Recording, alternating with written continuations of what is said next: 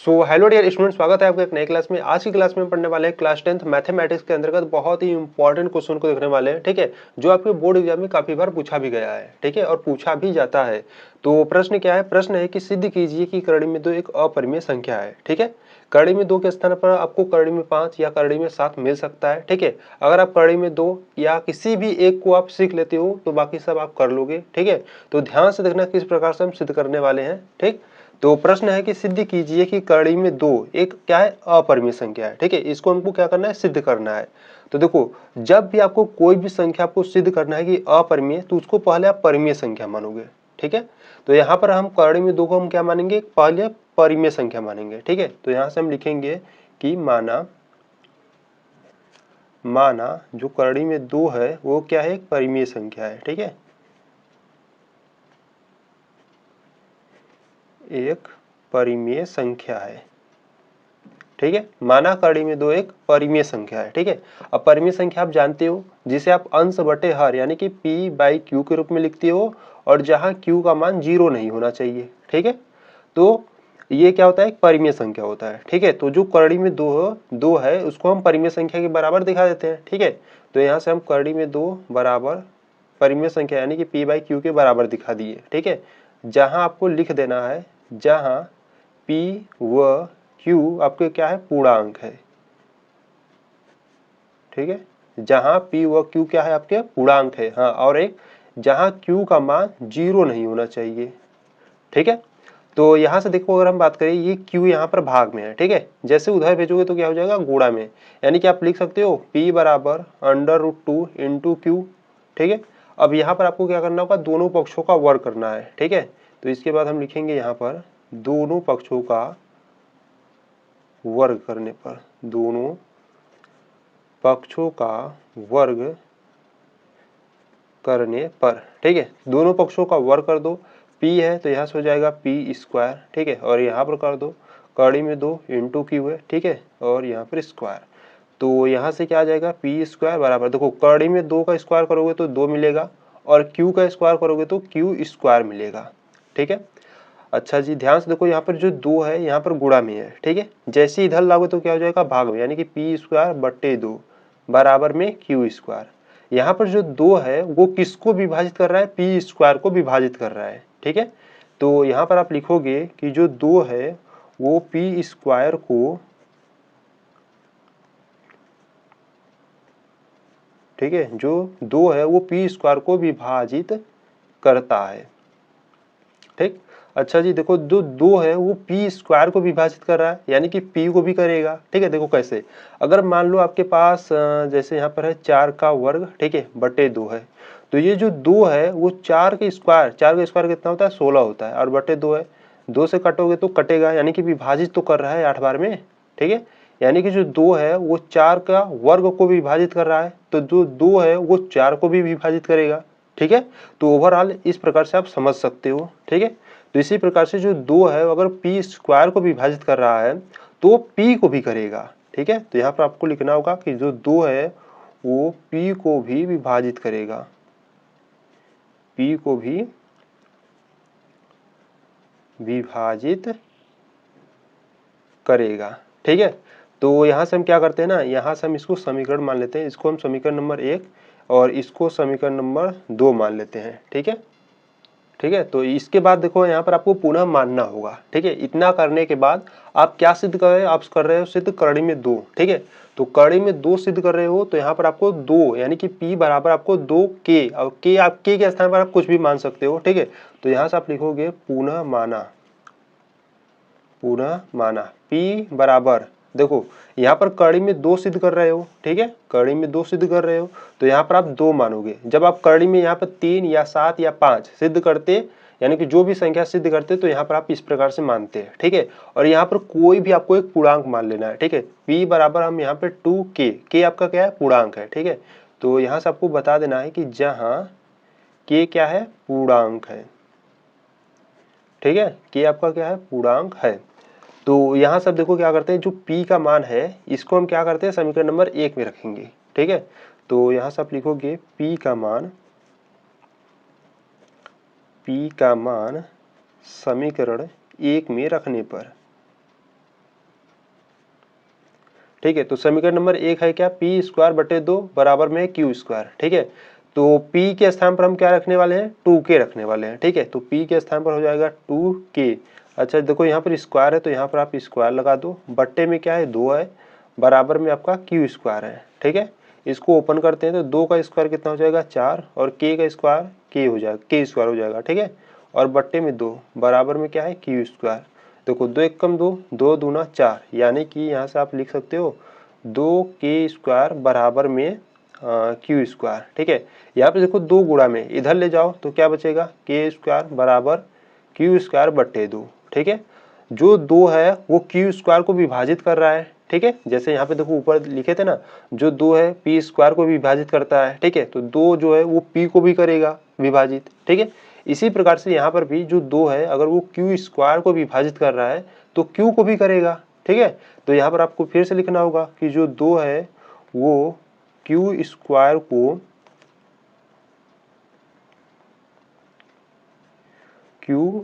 को विभाजित करता है। ठीक है, तो अगर क्यू स्क्वायर को विभाजित कर रहा है तो क्यू को भी करेगा। ठीक है, यानी कि जो 2 है वो क्यू को भी विभाजित करेगा। ठीक है, क्यू को भी विभाजित करेगा।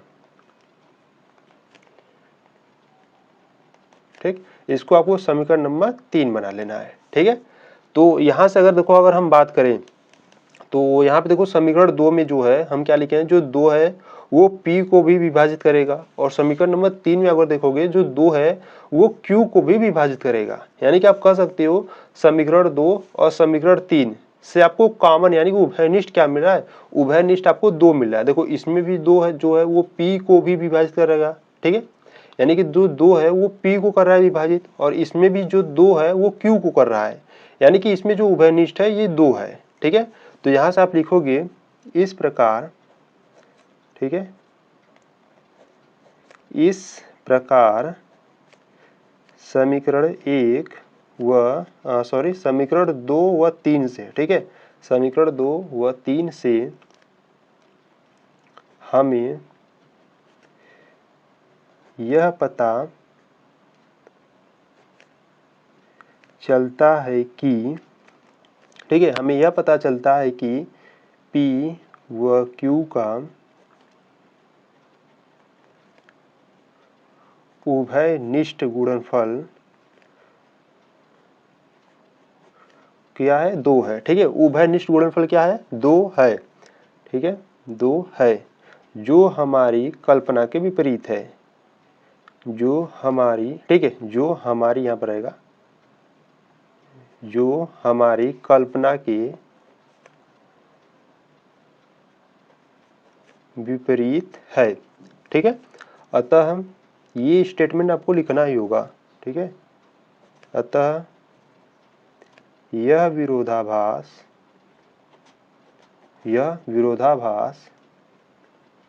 हमारी गलत कल्पना के कारण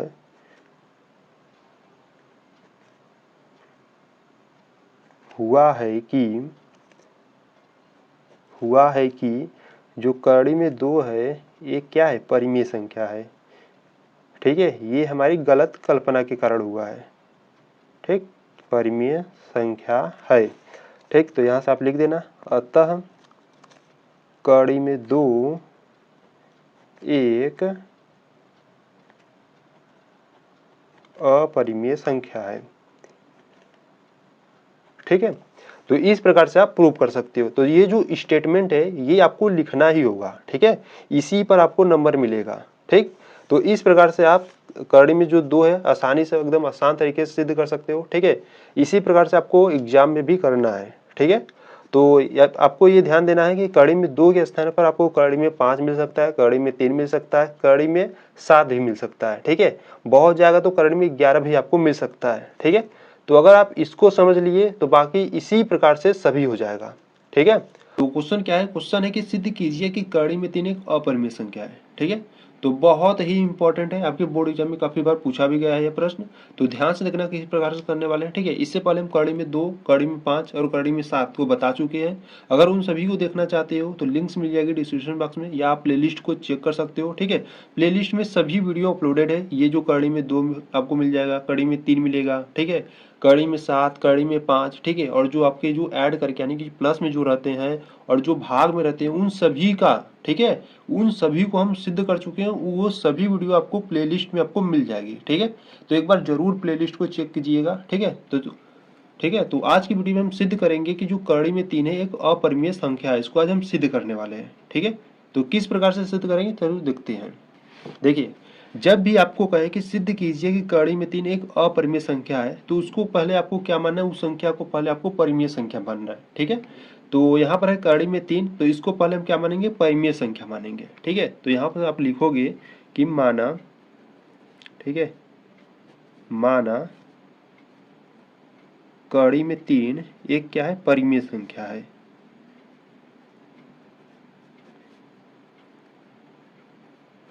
ठीक है, माना कड़ी में 3 क्या है, परिमेय संख्या है। ठीक है, तो परिमेय संख्या आप जानते हो जिसे हम p बाई क्यू यानी कि अंश बटे हर के रूप में लिखते हैं, जहां हर यानी कि जो q का मान है वो 0 नहीं होना चाहिए। ठीक है, और ये p और q आपके क्या है, पूर्णांक होते हैं। ठीक है, तो ये जो कड़ी में 3 है इसके हम बराबर दिखा देंगे। ठीक है, तो यहाँ से हो जाएगा कड़ी में 3 बराबर हम दिखा देंगे परिमेय संख्या यानी कि p बाई क्यू के रूप में। ठीक है, और यहाँ से हम बता देंगे कि जहाँ q का मान 0 नहीं होना चाहिए। ठीक है, तो यहाँ से हम लिख देना है। ठीक है, यहाँ से आपको लिख देना है जहाँ P व Q, ठीक है, P व Q कोई क्या है, आपका पूर्णांक है।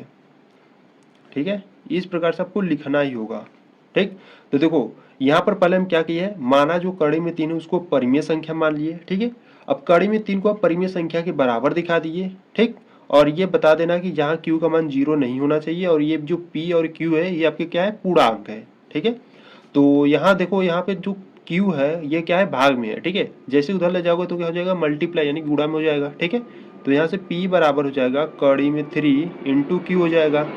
ठीक, तो यहाँ से देखो क्या करेंगे, यहाँ से हम दोनों पक्षों का वर्ग करेंगे। ठीक है, तो यहाँ से दोनों पक्षों का वर्ग लिखे हुए यहाँ पे, तो यहाँ पे आप लिखना कि दोनों पक्षों का वर्ग करने पर, ठीक है, दोनों पक्षों का वर्ग करने पर, तो यहाँ से वर्ग करते हैं तो यहाँ से हो जाएगा पी स्क्वायर। ठीक है, और इसका करते हैं तो कड़ी में 3 इंटू क्यू है। ठीक है, स्क्वायर, तो p का मिल जाएगा आपको पी स्क्वायर बराबर में कड़ी में 3 का स्क्वायर करोगे तो क्या मिलेगा, 3 मिलेगा। ठीक है, और q का करोगे तो क्यू स्क्वायर। ठीक, ये जो दो 3 है ये यहाँ पर क्या है, मल्टीप्लाई में है। ठीक है, इधर लाओगे तो क्या हो जाएगा, भाग में यानी कि डिवाइड में हो जाएगा। तो यहाँ से आप लिखोगे पी स्क्वायर, यहाँ पर गुणा में, इधर लाओगे तो बट्टी में हो जाएगा, बराबर में आपका क्यू स्क्वायर बच्चा। ठीक है, इसको समीकरण नंबर 1 बना लो। ठीक, तो यहाँ पर अगर हम बात करिए जो 3 है वो किसको विभाजित कर रहा है, पी स्क्वायर को विभाजित कर रहा है। ठीक है, यानी कि देखो यहाँ पर जो 3 है इसको आपको इस प्रकार से लिखना होगा, जो 3 है वो पी स्क्वायर को, ठीक है, जो 3 है वो पी स्क्वायर को विभाजित करता है। ठीक है, अगर जो 3 है अगर पी स्क्वायर को विभाजित कर रहा है तो पी को भी करेगा। ठीक है, देखो कैसे, जैसे मान लो यहाँ पर है 3 का वर्ग और बट्टे में आपका 3 है।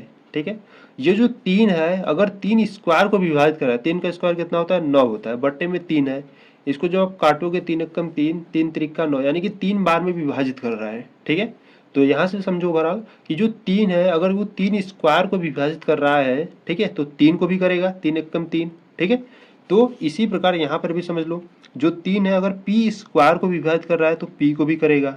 ठीक है, तो इसको आपको लिखना होगा, जो 3 है वो पी को भी विभाजित करेगा, पी को भी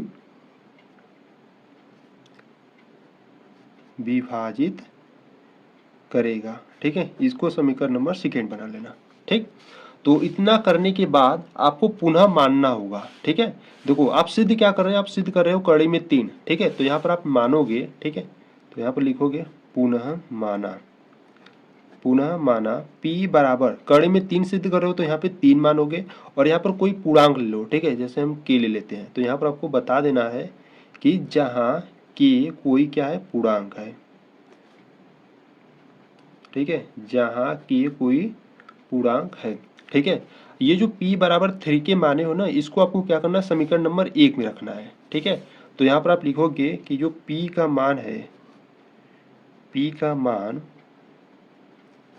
समीकरण 1 में रखने पर,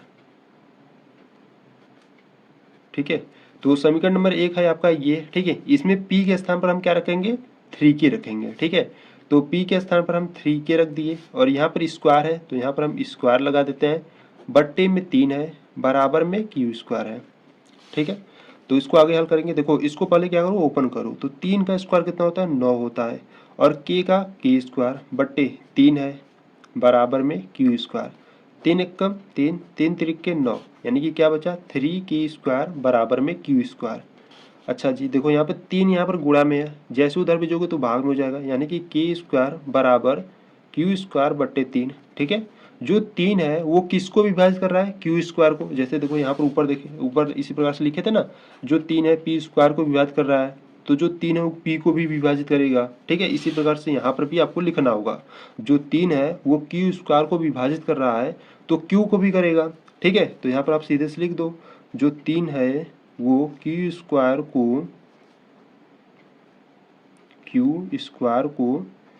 विभाजित करता है।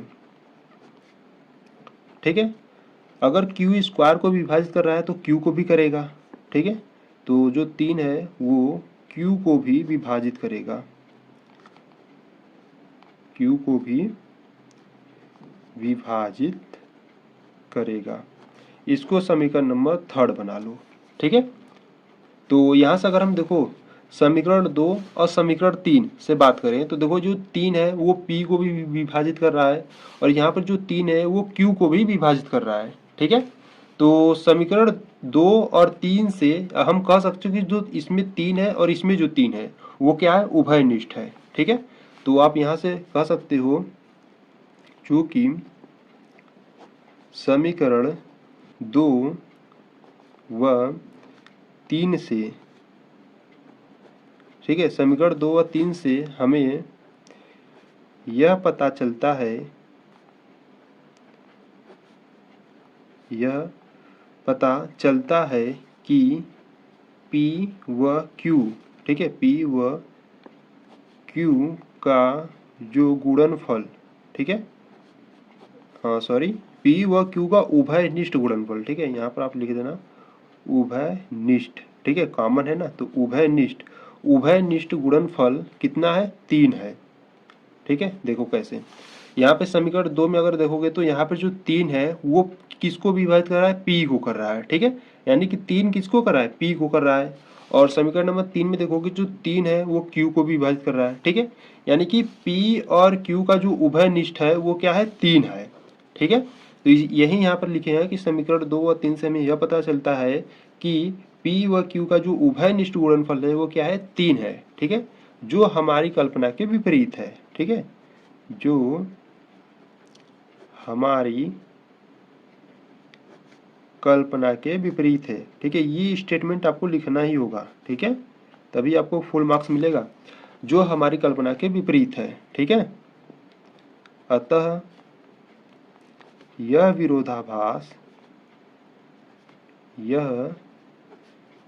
विरोधाभास हमारी गलत कल्पना के कारण हुआ है। ठीक है, गलत कल्पना के कारण हुआ है कि जो कड़ी में कितना, 3 है ना, जो कड़ी में 3 है, एक क्या है, परिमेय संख्या है, एक परिमेय संख्या है। अतः कड़ी में 3 एक अपरिमेय संख्या है।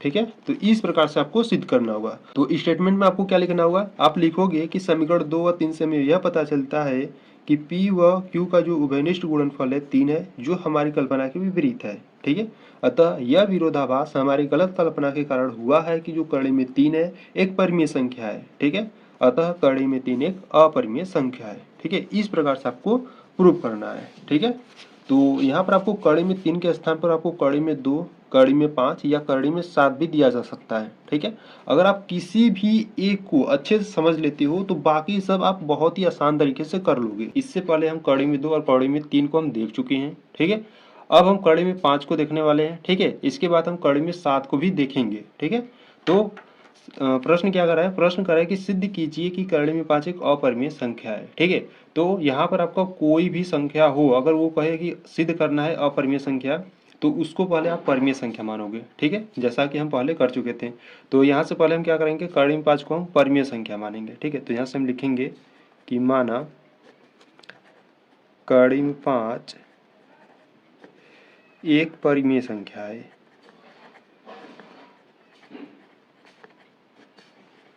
ठीक है, परिमेय संख्या आप जानते हो जिसे आप p बाई क्यू के रूप में लिखते हो। ठीक है, जहाँ q का मान 0 नहीं होना चाहिए। ठीक है, परिमेय संख्या क्या होता है, जिसे आप p बटे क्यू के रूप में लिखते हो जहाँ q का मान 0 नहीं होना चाहिए।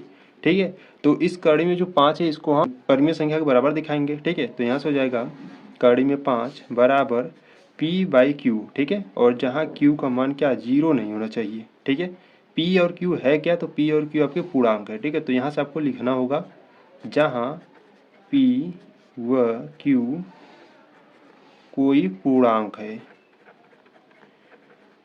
ठीक है, p और q क्या है, कोई पूर्णांक है। तो देखो यहाँ से क्या करते हैं, यहाँ से p का मान निकाल लेते हैं। ठीक है, तो यहाँ से हम p बराबर कड़ी में 5 है और ये जो q है यहाँ पर भाग में है। ठीक है, जैसे उधर भेजोगे तो क्या हो जाएगा, गुणा में। तो यहाँ से निकलेगा आपका p बराबर कड़ी में 5 इंटू क्यू निकलेगा। ठीक है, ऐसा करने के बाद आपको दोनों पक्षों का वर्ग कर देना है। ठीक है, तो यहाँ से आप लिखोगे दोनों पक्षों का वर्ग करने पर।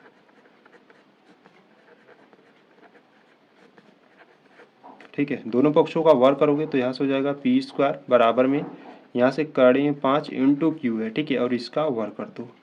तो यहाँ से आपका निकलेगा पी स्क्वायर बराबर कड़ी में 5 का वर्ग करोगे तो 5 मिलेगा, क्यू का वर्ग करोगे तो क्यू का स्क्वायर निकलेगा। ठीक है, तो यहाँ से अगर हम देखें तो यहाँ 5 क्या है, गुणा में। ठीक है, इसको इधर लाते हैं तो पी स्क्वायर 5 गुणा में इधर लाओगे तो बट्टे में आ जाएगा, बराबर में आपका क्यू स्क्वायर बचेगा। ठीक है, अब देखो ये जो 5 है वो किसको विभाजित कर रहा है, 5 जो है वो पी स्क्वायर को विभाजित कर रहा है। ठीक है, तो यहाँ पर आपको लिखना होगा। ठीक है, तो 5 जो है पी स्क्वायर को क्या कर रहा है, विभाजित कर रहा है। तो यहाँ से आप लिखोगे जो 5 है वो पी स्क्वायर को विभाजित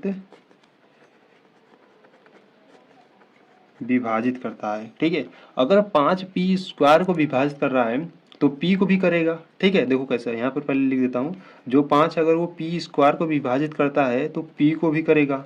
ठीक है, p को भी विभाजित करेगा। कैसे करेगा हम अभी बता रहे हैं आपको। ठीक है, विभाजित करेगा। ठीक है, इसको आपको समीकरण, इसको क्या करो समीकरण 1 बना लो, इसको समीकरण 2 बना लो। ठीक है, देखो कैसे, अगर पी स्क्वायर को अगर 5 क्या कर रहा है, विभाजित कर रहा है। ठीक है, जैसे मान लो आपके पास है 5 का वर्ग है। ठीक है, और बट्टे में 5 है। ठीक है, अब देखो ये जो 5 है वो 5 का वर्ग को विभाजित कर रहा है। अब 5 का वर्ग क्या होता है, 25 होता है, और बट्टे में क्या है 5, 5 एक कम 5, 5 बचे 25, यानी कि 5 बार में क्या कर रहा है, विभाजित कर रहा है, यानी कि क्या कर रहा है, विभाजित तो हो रहा है। ठीक है, अब 5 जो है वो 5 स्क्वायर को विभाजित कर रहा है, तो ये जो 5 है वो 5 को भी करेगा।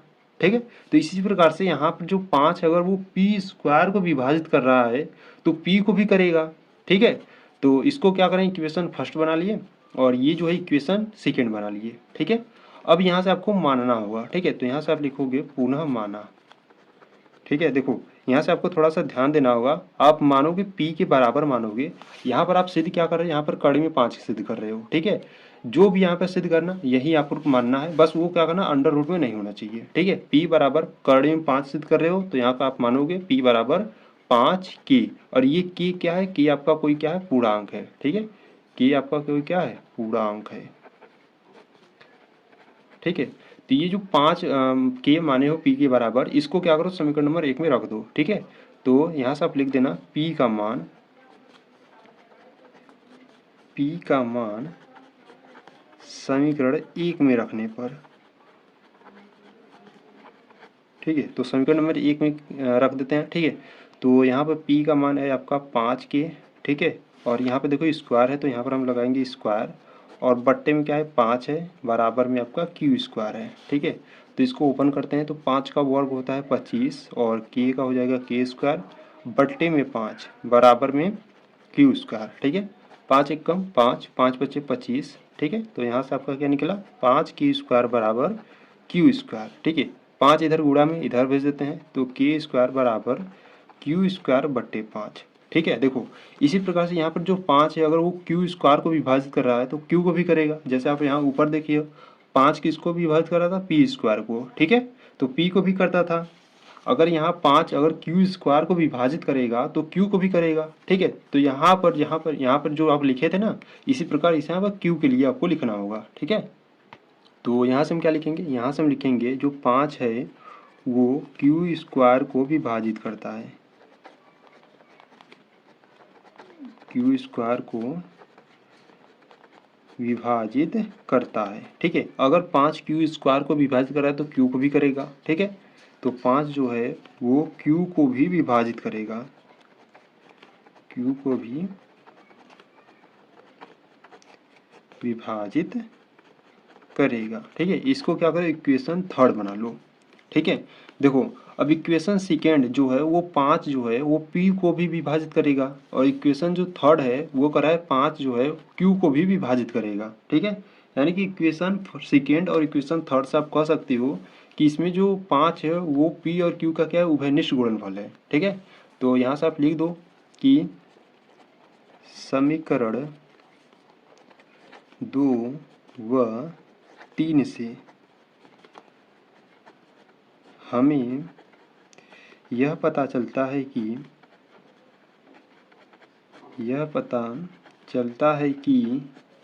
ठीक है, समीकरण 2 व 3 से हमें यह पता चलता है कि P व Q का उभयनिष्ठ गुणनफल, ठीक है,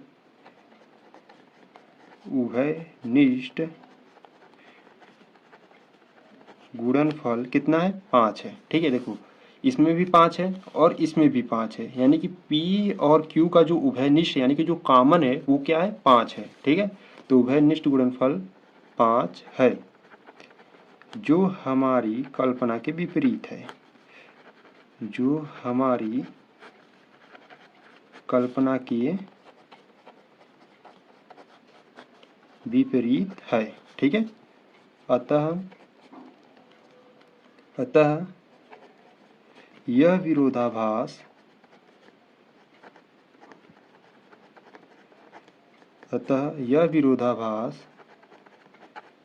हमारी गलत कल्पना के कारण हुआ है,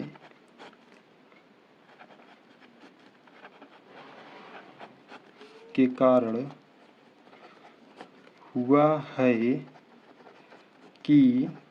कड़ी में 5 एक परिमेय संख्या है। ठीक है, ये आपका क्या हुआ गलत कल्पना के कारण हुआ है। ठीक है, संख्या है। ठीक है, यहाँ से आपको नीचे लिख देना है अतः कड़ी में 5 एक अपरिमेय संख्या है। ठीक है, और यहाँ से आपका सिद्ध हो गया। ठीक है, तो इस प्रकार से आपको करना है। ठीक है, तो एक बार मैं फिर से बता देता हूँ। देखो यहाँ से पहले आपको क्या करना है, जो भी संख्या आपको सिद्ध करना हो अपरिमेय उसको पहले आपको क्या मानना है परिमेय संख्या मानना है। ठीक है, परिमेय संख्या मानने के बाद परिमेय संख्या के बराबर दिखाओगे। ठीक है, परिमेय संख्या के बराबर दिखाने के बाद आपको यहाँ से p का मान निकालना है। ठीक है, p का मान निकालने के बाद दोनों पक्षों का वर्ग कर दो। ठीक है, दोनों पक्षों का वर्ग करने के बाद यहाँ से क्या करोगे, यहाँ देखो 5 गुणा में था, इधर लाओगे बट्टे में, तो जो 5 था वो p स्क्वायर को विभाजित कर रहा था। ठीक है, यहाँ पर लिख दिए, तो p स्क्वायर को कर रहा है तो p को भी करेगा। ठीक है, तो इस प्रकार से लिखने के बाद इक्वेशन इसको सेकेंड बना लेना। ठीक है, अब यहाँ इतना करने के बाद आपको पुनः मानना होगा। ठीक है, p के बराबर मानोगे, जो सिद्ध करोगे यहाँ पर अगर कड़ी में 3 सिद्ध करती है तो आप p बराबर 3 के मानते। ठीक है, अगर कड़ी में 2 सिद्ध करते हैं तो p बराबर 2 के मानते। ठीक है, अगर मान लो कड़ी में आप 7 सिद्ध करते हैं तो p बराबर आप 7 के मानते। ठीक है, तो यहाँ पर आप जो सिद्ध करते हैं यहाँ पर आप p के बराबर मानते। ठीक है, और यहाँ k आपको लिखना जरूर है कि आपका कोई पूर्णांक रहेगा। ठीक है। तो इस p का मान आपको समीकरण नंबर 1 में आपको रख देना है। ठीक है, तो यहाँ से आपको जो मिलेगा इसको देखो, यहाँ पर आप जो 5 था वहाँ गुणा में था तो भाग में किए थे। ठीक है, तो यहाँ पर भी जो 5 था ये गुणा में, तो यहाँ पर हम भाग में करेंगे। तो यहाँ से जो 5 होगा वो क्यू स्क्वायर को विभाजित करेगा। अगर क्यू स्क्वायर को कर रहा है तो क्यू को भी करेगा। ठीक है, तो यहाँ पर इक्वेशन इसको थर्ड बना लेंगे। और यहाँ से देखो इक्वेशन सेकेंड और इक्वेशन थर्ड से हम कह सकते हैं कि इसमें जो 5 है वो पी और क्यू का क्या है, उभयनिष्ठ गुणनफल है। ठीक है, तो यहाँ से हम लिखेंगे समीकरण 2 और 3 से हमें यह पता चलता है कि पी व क्यू का उभयनिष्ठ गुणनफल 5 है, जो हमारी कल्पना के विपरीत है। ठीक है, तो यह विरोधाभास हमारी गलत कल्पना के कारण हुआ है कि कर्णीय में 5 एक परिमेय संख्या है। ठीक है, ये गलत कल्पना के कारण हुआ है। ठीक है, अतः कर्णीय में 5 एक अपरिमेय संख्या है। ठीक है, तो इस प्रकार से आपको प्रूव करना है। ठीक है, बहुत ही सिंपल मेथड है। अगर कुछ भी डाउट है तो वीडियो को थोड़ा सा बैक करो या फिर से एक बार देख लो। ठीक है, तो चलो मिलते हैं नेक्स्ट वीडियो में, तब तक के लिए जय हिंद जय भारत।